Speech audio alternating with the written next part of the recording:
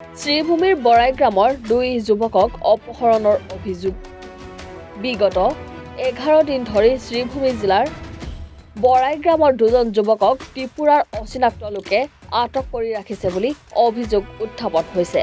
ফৈজ-আলী আৰু আল-উদ্দিন নামৰ 2 যুৱকক অপহৰণ কৰি ত্ৰিপুৰাত আবদ্ধ কৰি ৰাখিছে।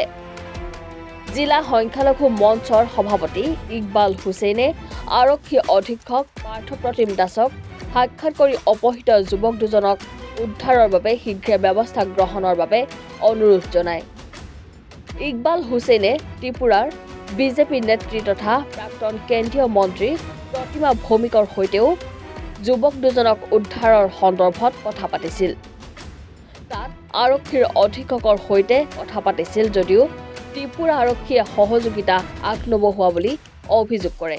দক্ষিণ করিমগঞ্জ সমষ্টি বারৈগ্রাম গাঁও পঞ্চায়েতের ফয়েজ আহমেদ বাবার নাম মোহাম্মদ আলী সোনাতুলা এবং আলাল উদ্দিন বাবার নাম সুরুজ আলী বাহাদুরপুর। এরা দক্ষিণ করিমগঞ্জ সমষ্টির 2টা ছেলে বিগত 11 দিন আগে খুঁজে পাওয়া যাচ্ছে না। তার পরিপ্রেক্ষিতে বারৈগ্রাম ইনচার্জের কাছে এবং পাতারকান্দি ওসি মহোদয়ের কাছে একটা জিডিএনটি দেওয়া হয়েছে। তার পরিপ্রেক্ষিতে একটা মেসেজ ওনারা পাঠিয়েছেন।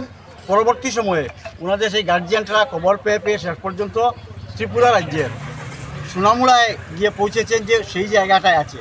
তো এখান থেকে একটা লোক ওদেরকে নিয়ে গিয়েছে, গিয়ে যে বাড়িতে ওরা বেঁধে রাখা ছিল সেখান থেকে অন্যত্র সরিয়ে নেয়।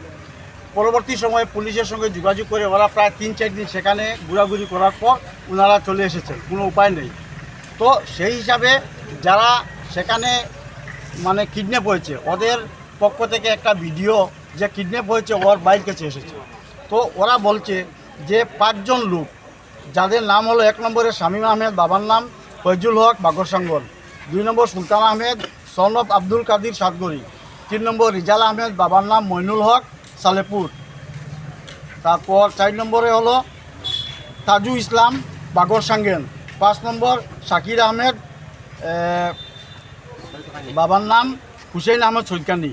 এই 5 জন লোক এখান থেকে এদেরকে কিডন্যাপ করে নিয়ে ত্রিপুরার একটা জায়গাতে বন্দি করে রেখেছে এবং সমস্ত কালপিট এই 5 জন।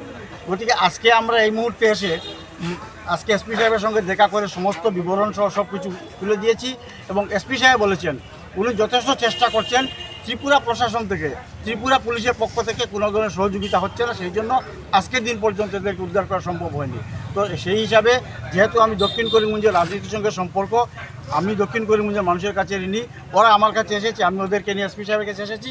এসপি সাহেব বলেছেন যে অতি কম সময়ের মধ্যে উনি এটা ব্যবস্থা করবেন। অপহরণ করার লোকও জানে না, কারণ কী জন্য ওরা করেছে, ওরা যখন বেরিয়ে আসবে তারপরে ওদের স্টেটমেন্ট থেকে সত্য জিনিসটা বেরিয়ে আসবে। কোনো ডিমান্ড ছিল না, কোনো ডিমান্ড নাই। ডিমান্ড ছাড়া খালি কিতা ছাড়ার মাল যদি এরা দিলে রিজাল আর সুলতান আর শামীম আর তাজু আর শাকির আর নুরুল, এরা স্যার যায় যে আমরা মানুষ দিলাইব আর এরা যায় না তো তারার মাল খিতা ওটা পাইতো পাওয়ার বাদে আমরা মাল ছাড়িব।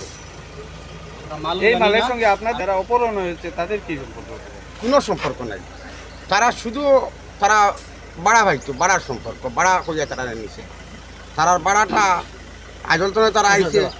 আমার সোজা বক্তব্য হলো যদি ওরা কোনো দোষী হয় কি হয় না হয় সেটা পরের ব্যাপার, মানুষগুলো জীবিত আছে কিনা অন্তত পক্ষে সেটার ব্যবস্থা করে দেওয়া উচিত। আমি ওদেরকে বলেছি যে অন্তত পক্ষে মানুষগুলো জীবিত আছে কিনা। আমি সেখানকার এসপি সাহেবের সঙ্গে কথা বলেছি, উনি একজন আইপিএস অফিসার, ওসির সঙ্গে কথা বলেছি, এখানকার নেতৃবৃন্দর সঙ্গে কথা বলেছি।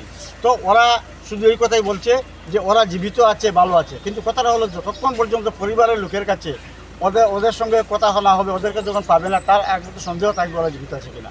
সেই শ্ৰীভূমিৰ পৰা শুভাংকৰ মালাকাৰৰ ৰিপৰ্ট এনি ভাৰত 24।